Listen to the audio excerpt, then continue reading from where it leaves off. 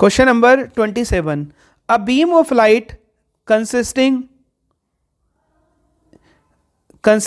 of two wavelength 650 nanometer and 520 nanometer are used to obtain interference fringe in a young double slit experiment. Find the distance of the third bright fringe. Third bright fringe की distance निकालनी है on the screen from the central maximum किस wavelength के लिए 650 nanometre wavelength के लिए। तो आप देखिए यहाँ पर सबसे पहले दो वेवलेंथ दी है, लैम्डा 1 दिया है 650 नैनोमीटर और लैम्डा 2 दिया है 520 नैनोमीटर। इसको कन्वर्ट कर लेंगे मीटर में, ये बाद में करेंगे। पहला फर्स्ट पार्ट देखिए, सेंट्रल मैक्सिमा से ब्राइट फ्रिंज की डिस्टेंस का फॉर्मूला होता है xn equals to n d lambda upon d. अब किसके करस्पॉन्डिंग निकालनी है?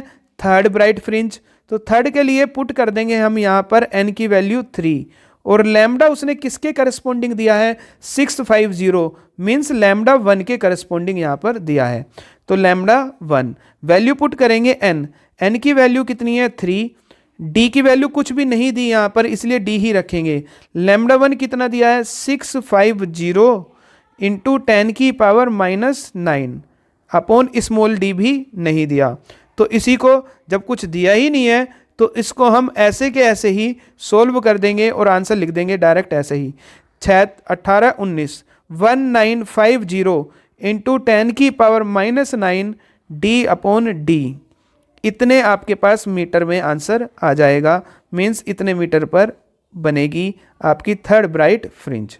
ठीक है, अगर यहाँ पर डी और डी की वैल्यू देता, डी क्या है? जो स्लिट है उनसे स्क्रीन तक की डिस्टेंस, और डी क्या है? दो स्लिट के बीच की डिस्टेंस। जब वो देगा तो इसको हम पुट करके आंसर निकाल लेंगे। दूसरा पार्ट देखते हैं, बी पार्ट। दूसरा पार्ट में कहा है what is the least distance from the central maximum where the bright fringes due to both the wavelengths coincide। Bright fringe due to both the wavelengths, दोनों वेवलेंथ के कारण जो ब्राइट फ्रिंज है वो कोइंसाइड होगी। ये आपको वैल्यू निकालना है। तो हमने मान लिया कि जो हमारे पास nth ब्राइट फ्रिंज है वो 650 नैनोमीटर कोइंसाइड करेगी। n जो ब्राइट फ्रिंज है किसके करस्पॉन्डिंग? 650 नैनोमीटर के, वो कोइंसाइड करेगी n-1 किसके कारण? 520 नैनोमीटर के कारण। तो यहाँ से आप फॉर्मूला यूज करेंगे n lambda 2 equals to n-1 lambda 1। ठीक है, n lambda 2 equals to n-1 lambda 1। ठीक है, तो अब आप यहाँ से वैल्यू पुट करेंगे n की वैल्यू कितनी है? n की वैल्यू क्या करनी है? निकालनी है। लैम्डा 2 कितना है? 650 नैनोमीटर, n-1 और इसकी वैल्यू कितनी है? सॉरी, लैम्डा 2 की वैल्यू कितनी है? लैम्डा 2 की वैल्यू है 520 और इसकी वैल्यू है 650। तो यहाँ से n अपॉन n-1 की वैल्यू आ गई 650 अपॉन 520। 0 से 0 कैंसिल, 13 5 जा 65 4 जा। तो यहाँ से 4n equals to 5n minus 5, तो 5 इक्वल्स टू n। तो n की वैल्यू कितनी आ गई? 5। मतलब 5वीं ब्राइट फ्रिंज ऐसा कोइंसाइड करेगी। अब हमें लीस्ट डिस्टेंस निकालनी है फ्रॉम द सेंट्रल मैक्सिमम। उसका फॉर्मूला आप क्या निकालेंगे? x इक्वल्स टू,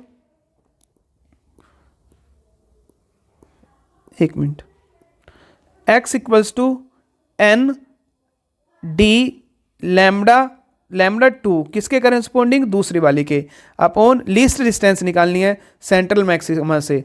तो किसके कारण होगी लीस्ट डिस्टेंस? जिसकी वेवलेंथ कम है, क्योंकि ये डायरेक्टली प्रोपोर्शनल आ रहा है। तो अब आप देखेंगे यहाँ से n की वैल्यू कितनी निकाली? 5। d उसने दिया नहीं है, लैम्डा 2 दिया है 520 अपॉन d। तो इसको सोल्व करेंगे, ये आ जाएगा 2600 डी अपॉन डी मीटर।